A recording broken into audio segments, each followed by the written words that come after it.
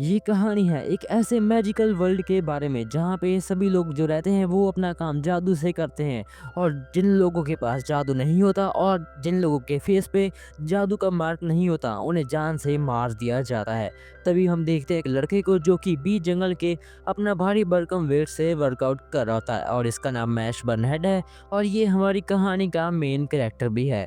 इसके बाद हम देखते हैं उसके डैड को जो कि जंगल के बीचों बीच एक घर में रहते हैं और इस बंदे का नाम रैगरो बर्नर्ड है और ये हमें बता रहा होता है कि मुझे 20 साल हो गए यहाँ पे रहते हुए। मैं अपने बेटे के साथ यहाँ पे रहता हूँ। मुझे यहाँ पे रहना काफ़ी पसंद है क्योंकि मैं दुनिया से दूर यहाँ पे अपने बेटे के साथ अकेला और खुशी से रहता हूँ। तभी हम देखते हैं वहाँ पे मैश आ जाता है और वो घर का दरवाज़ा नॉक करने की जगह तोड़ ही देता है, जिसके कारण उसके डैड उस पर काफ़ी गुस्सा भी हो जाते हैं और वो कहता है सॉरी डैड, मुझे माफ़ कर दीजिए।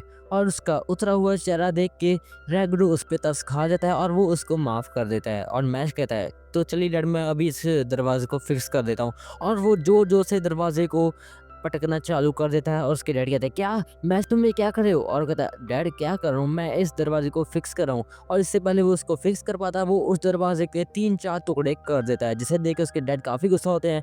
पर वो कहता है सॉरी डैड, मुझे माफ़ कर दीजिए, मुझे अपनी गलती का एहसास हो गया है।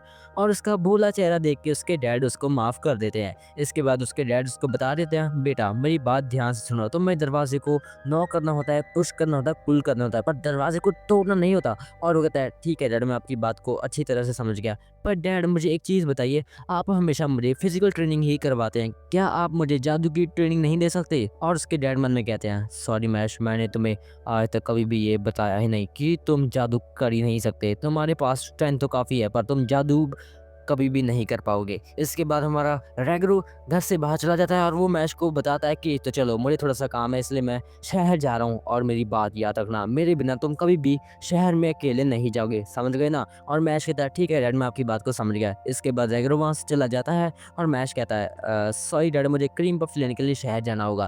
तभी सीन शिफ्ट होता है और हम देखते हैं हमारे मैश को जो कि शहर में आ चुका था और वो शॉप्स को ढूँढ रहा होता है। तभी उसे शॉप मिलती है क्रीम पफ वाली और वो वहाँ पे जाके कहता है सर मुझे थोड़े से क्रीम पफ चाहिए और वो पैसे दे देता है। और तभी शॉपकीपर देखता है कि पैसे पूरी तरह से मुड़े हुए हैं और मैश उन सिक्कों को एकदम से ठीक कर देता है, जिसके कारण उस शॉपकीपर की फट जाती है और वो कहता है क्या इसने सिक्के को अभी अभी सीधा कर दिया, पर ये कैसे मुमकिन है? तभी एकदम से हवा का झोंका चलता है और हमारे मैश के सिर पे जो मास्क होता है वो उठ जाता है और सभी लोग देख के हैरान हो जाता है कि मैश के फेस पे कोई भी मैजिक का मार्क नहीं होता। और मैश कहता है क्या ये सभी लोग मुझे ऐसे क्यों देख रहे हैं? और शॉपकीपर कहता है नहीं नहीं सर, ये लोग पागल हैं, बस ऐसे देख रहे हैं, आप घर जाइए। और मैश वहाँ से जाने लगता है। तभी हम देखते हैं एक पुलिस वाले को जिसका नाम है ब्रैड और ये हमारी सिटी का पुलिस वाला है। और तभी हम देखते हैं उसने एक बंदे को बंदी बनाया हुआ है और वो बंदा कह रहा होता है सर मुझे माफ़ कर दीजिए, मैंने एक छोटी सी चोरी की थी पर आपने मुझे इतनी बड़ी सज़ा क्यों दी? और वो कह रहा है क्या तुमने छोटी सी चोरी की थी? तुम्हें क्या लगता है मैं तुम्हें माफ़ कर दूँगा? मैं तुम्हें छोड़ूँगा नहीं। और इससे पहले वो उसकी मार-मार के हड्डी तोड़ दे। तभी उसको फ़ोन आ जाता है, "सर यहाँ जल्दी जल्दी आइए यहाँ पे।" और वो कहता है, "क्या? क्या हुआ?" और वो कहता है, "सर जल्दी यहाँ पे आइए, हमें एक इंसान मिला जिसके मुँह पे कोई भी मैजिक का मार्क है नहीं।" और वो कहता है, "क्या? तुम सच बोल रहे हो क्या?" और इधर हम देखते हैं हमारे मैश को जो कि क्रीम पफ खाते-खाते जा रहा होता है, तभी वो एक पुलिस वाले से टकरा जाता है और उसकी सारी क्रीम उस पुलिस वाले के शर्ट पे लग जाती है और वो गुस्सा करने लगता है। "ए लड़के तेरी इतनी हिम्मत! एक तो मैं दारू पीना हूँ और वो भी अपने पैसों से। तुम्हें पता है क्या पुलिस वाले की लाइफ कितनी हार्ड होती है? और तो कोई हमें थैंक यू भी नहीं बोलता। तुम्हें पता है क्या कितनी मुश्किल लाइफ जी रहा हूँ मैं?" और वो कहता है, "अच्छा सर मुझे माफ़ कर दीजिए।" और वो उस पुलिस वाले के कपड़े ही फाड़ देता है और वो कहता है सॉरी सर, मैं आपके कपड़ों को धो के वापस कर दूँगा।" और पुलिस वाला कहता है, "क्या कपड़े? ये कपड़े नहीं रहे, ये इसका पोछा बना दिया तुमने। ये तुमने क्या किया? मैं तुम्हें छोड़ूँगा नहीं।"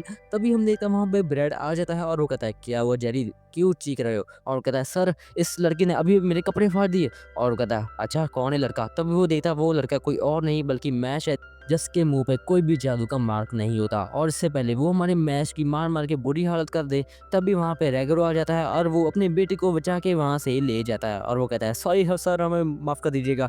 और ब्रेड हँसते हुए कहता है, "तुम्हें क्या लगता है तुम मुझसे बच जाओगे?" और वो अपने जादू का यूज़ करता है और वो अपने जादू के पक्षी को उनके पीछे उनकी लोकेशन फाइंड करने के लिए लगा देता है। इधर हम देखते हैं उन दोनों को जो कि घर पे आ चुके थे और मैश अपने पिताजी से माफ़ी माँग रहा होता है और वो कहता है, "सॉरी पिताजी, मुझे माफ़ कर दीजिए, आगे से ऐसा कभी भी नहीं होगा।" और उसकी भोली शक्ल को देखते हुए उसके डैड उसको माफ़ कर देते हैं। इसके बाद हमारा मैश कहता है, "ठीक है, तो डैड मैं फिर से ट्रेनिंग करने के लिए जा रहा हूँ।" पर तभी हम देखते हैं वहाँ पे ब्रैड आ जाता है और वो कहता है, तो चल बुड्ढे, अब मुझे जल्दी से बता दे उस लड़के को तुमने कहाँ छुपाया है। और रैगरो कहता है, नहीं, मैं तुम्हें कभी भी नहीं बताऊंगा। इधर हम देखते हैं हमारे मैश को, जो कि भारी भरकम वेट से जंगल के बीचों बीच अपना वर्कआउट कर रहा होता है और वो अपने वर्कआउट के सेशन को ख़त्म कर लेता है। इसके बाद वो घर जाने के लिए निकल जाता है और इससे पहले वो घर के दरवाजे को फिर से तोड़ दे, उसको आवाज़ सुनाई देती है और वो आवाज़ ब्रैड की होती है और वो कह रहा होता है, तो चल बुड्ढे, अब मुझे जल्दी से बता दे वरना मैं तुम्हें जान से मार दूंगा। और रैगरो कहता है, तू चाहे जो मर्जी कर ले पर मैं तुम्हें कभी भी नहीं बताऊंगा। और वो उस बुड्ढे को पटक के ज़मीन पे दे मारता है और वो कहता है, चल जल्दी मुझे बता दे वरना मैं तुम्हें छोड़ूंगा नहीं। तुम्हें पता है ना, इस दुनिया में जिनके पास जादू नहीं होता उनके पास जीने का कोई भी हक नहीं होता, इसलिए तेरे बेटे का हाथ भी हम वही करेंगे। और इधर रैगरो मन में सोच रहा होता है, जब मैं छोटा था मुझे भी जादू बिल्कुल भी नहीं आता था, भले ही मेरे अंदर जादू की क्षमता थी पर फिर भी मैं एक बहुत ही कमज़ोर मैजिशियन था। सभी लोग मुझसे नफ़रत करते थे और इसके अलावा जब मैं थोड़ा सा बड़ा हुआ फिर भी सभी लोग मुझे नकारा मानते थे, किसी को भी मेरी कोई भी ज़रूरत नहीं थी। फिर एक दिन मैंने डिसाइड कर लिया था कि अब मैं अपने आप को ख़त्म कर लूँगा और आज सुसाइड करूँगा। पर तभी उसे एक बच्चे की रोने की आवाज़ आती है और वो कहता है, क्या ये बच्चा? और ये बच्चा है किसका? और वेट अ सेकंड, इसके मुंह पे तो जादू का मार्क है नहीं, मतलब ये लड़का बिल्कुल मेरी तरह, ये बिल्कुल मेरी तरह दुनिया द्वारा नकार दिया गया है। पर कोई बात नहीं, मैं तुम्हें पालूंगा। मुझे लगता है पहली बार ज़िंदगी में किसी को मेरी ज़रूरत पड़ी है। इसके बाद हम देखते हैं उसी ब्रैड को, जो कि कह रहा होता है, तुझे क्या लगता है तू उसको बचा लेगा? तू ऐसा कभी भी नहीं कर पाएगा, अब देख तेरा मैं क्या हाल करूँगा। और तभी वो रैगरो जो से चिल्लाने लगता है, मैश मैश भाग जाओ यहाँ से। और ब्रैड कहता है, हे चिमगाड़ियों, मुझे लगता है वो बच्चा यही नज़दीक है, जाओ पकड़ो जाके उसे।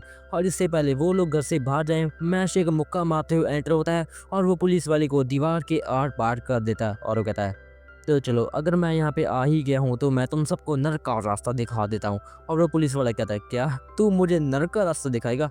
तेरे पास तो जादू भी नहीं है, तुझे क्या लगता है तू मुझे हरा सकता है? तू अब देख तेरा मैं क्या हाल करूँगा। और वो ब्रेड अपने जादू का यूज़ हमारे मैच पे करने वाला होता है और वो पुलिस वाला कह रहा होता है, इसे लगता है ये ब्रैड सर को हरा देगा। ब्रैड सर ने इस जादू का यूज़ करके उस जायंट ड्रैगन को हरा दिया था। मैं चाहता हूँ सर फिर से अपना वही जादू दिखाएं। और वो पुलिस वाला अपने जादू का यूज़ मैच पे कर देता है पर मैच एक ही चमाटे में उसको दूर कर देता है और वो कहता है, क्या इसने क्या कर दिया? और वो गुस्से में आ जाता है और वो लगातार हमारे मैश पे जादू करना शुरू कर देता है पर हमारा मैश उसका बहुत ही ज़्यादा मजाक बना देता है और वो कहता है, तेरा जादू मेरे आगे कुछ भी नहीं है। और वो पुलिस वाला कहता है, अच्छा ऐसी बात है क्या? और हमारा मैश कहता है, अब देख तुझे मैं दिखाता हूँ। और मैश अपने पिता की जादू वाली छड़ी को उठा लेता है और वो पुलिस वाला कहता है, क्या तू जादू भी कर सकता है? तेरा जादू किसी भी काम का नहीं होगा। पर मैश जादू नहीं करता, वो उस छड़ी को पूरी फोर्स लगा के उसके मुंह पे दे मारता है और वो बच तो जाता है पर उसके मुंह से थोड़ा सा खून आना शुरू हो जाता है और वो पूरी तरह से डर जाता है और वो कहता है, क्या इसने अभी अभी क्या किया? इसने जादू करने के बजाय जादू की छड़ी मेरे मुंह पे दे मारी। अरे भाई ये बच्चा पागल है क्या? और उसके डैड कह देते हैं, मैश तुमने क्या कर दिया? मैंने तुम्हें कहा था ना भाग जाओ। और वो कहता है, डैड मैंने कहा था ना हम दोनों एक फैमिली है और मैं आपके लिए हमेशा हर जगह पे खड़ा रहूँगा। फिर क्या हुआ अगर वो मुझे जान से मार देंगे? और ये सुन के उसके पिता काफ़ी ज़्यादा खुश हो जाते हैं और वो कहते हैं, वो जो भी हो पर तुम्हें यहाँ नहीं आना चाहिए था, ये लोग तुम्हें जान से मार देंगे। और वो कहता है, नहीं डैड मुझे कुछ भी नहीं होगा। और तभी वो डैड जो से हंसना शुरू कर देता है और वो कहता है, "हं, अरे यार तुम लोग सच में एक नंबर के गधे हो। अगर मैं चाहूँ तो मैं तुम दोनों को अभी के अभी मरवा सकता हूँ पर मेरे पास एक आइडिया, एक काम करते हैं, मैं तुम्हें एक डील ऑफर करता हूँ, डिवाइन विजन बन जाओ। और वो कहता है, क्या? वो क्या होता है? डिवाइन विजन एक ऐसा बंदा बनता है जो कि अपनी काबिलियत और क्षमता के ऊपर उठ के अपने आप को बहुत ही ज़्यादा हाई लेवल तक लेके जाता है और ये बंदा गॉड के द्वारा चुना जाता है। और अगर तुम डिवाइन विजन बन जाओगे मैजिक स्कूल के अंदर जाके तो तुम्हें सभी लोग एक्सेप्ट कर लेंगे, मतलब तुम अपने पिता के साथ आराम से रह पाओगे। पर अगर तुम मेरे ऑफर को डिक्लाइन कर दोगे तो सारे लोग तुम्हारे पीछे पड़ जाएंगे और वो तुमको मार के ही मानेंगे। तो बताओ तुमने क्या फैसला किया? और वो कहता है, ठीक है मैं रेडी हूँ, मैं डिवाइन स्कूल जाऊँगा और वहाँ पे जाके डिवाइन विज़न बन के दिखाऊँगा। और उसके डैडी कहते हैं, क्या मैच तुम पागल हो गए हो क्या? और वो कहते हैं, नहीं डैड मैंने पूरी तरह से सोच समझ के फैसला लिया है, मैं डिवाइन विज़न बनूँगा और फिर हम दोनों आराम से यहाँ पे रह पाएँगे। और डैडी कहता है, वाह बहुत बड़े काम के लड़के। इसके बाद हम देखते हैं हमारे मैच को, जो कि उसी मैजिक स्कूल के अंदर आ चुका था और वो कह रहा होता है, तो चलो फाइनली अब मेरी नई जर्नी की शुरुआत यहीं से होती है। इसके बाद हमें ईस्टर्न मैजिक एकेडमी को दिखाया जाता है जहाँ पे हमारा मैच एडमिशन लेगा और यहाँ पे डिवाइन विजन बनेगा। और हम देखते हैं उसके कंपटीशन में बहुत सारे बच्चे हैं जो कि यहाँ पे एडमिशन लेने के लिए आए हैं और अपने सपने को पूरा करने के लिए आए हैं। तभी हमें क्लाउड लुच्ची नाम का ये बंदा दिखाया जाता है जो कि आज के होने वाले एग्जाम का इनवैलिगेटर होगा और वो देख रहा होता है, अरे वाह भाई वाह, सभी बच्चे बहुत ही बड़े बड़े घरों से बिलोंग करते हैं, पर वेट अ सेकंड, ये बच्चा कौन है? और हम देखते हैं वो मैच को देख रहा होता है जो कि भाई भरकम वेट से वहाँ पे वर्कआउट कर रहा होता है, जिसे देख के वो गुस्सा हो जाता है और वो कहता है, क्या ये बच्चा पागल है क्या? और वो मैच जादू की बुक पढ़ने के बजाय मसल बढ़ाने की बुक पढ़ रहा होता है, जिससे देख के क्लाउड लिची का दिमाग पूरा घूम जाता है और वो कहता है, अरे भाई हाथ बना ले भाई, मुझे थोड़ी सी बुक पढ़ ले, जादू किया तो क्या करता है? तब वो देखता है उसके पीछे दो बंदे खड़े होते हैं और वो कोई और नहीं बल्कि हमारा ब्रेड और हमारा रैगर ही होते हैं। और क्लाउड कह रहा होता है, हैं ये दोनों यहाँ पे कर क्या रहे हैं? और ये दोनों है कौन? देखने में से गुंडे लग रहे हैं भाई ये मुझे। और तभी ब्रेड कहता है, मुझे लगता है मैच आसानी से पास हो जाएगा। और रैगर कहता है, क्या तुझे यकीन है क्या? और वो कहता है, हाँ हाँ मुझे इस पे पूरा पूरा यकीन है।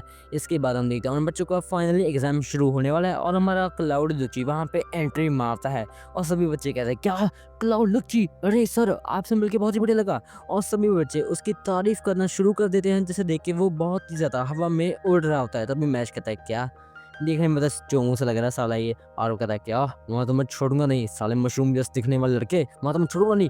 और इसके बाद सभी बच्चे वहाँ पूछते हैं, सर हमें बैठने के लिए कुछ चाहिए। और तभी क्लाउड लिची अपने जादू का यूज़ करता है और वहाँ पे बहुत सारे बेंच ले आता है और कहता है, तो बच्चों यहाँ पे बैठ जाओ, यहाँ पे तुम्हारा एग्जाम शुरू होने वाला है। और वो सभी बच्चों को एग्जाम पेपर दे देता है और हम देखते हैं एग्जाम में सभी अक्षर इधर उधर घूम रहे होते हैं, जिसे देख के सभी बच्चे बहुत ही ज़्यादा परेशान हो रहे थे। और हमारा मैच जो कि पूरे गुस्से में आ जाता है और वो कहता है, कृपया करके हिलना बंद कर दीजिए वरना मैं आपको छोड़ूंगा नहीं।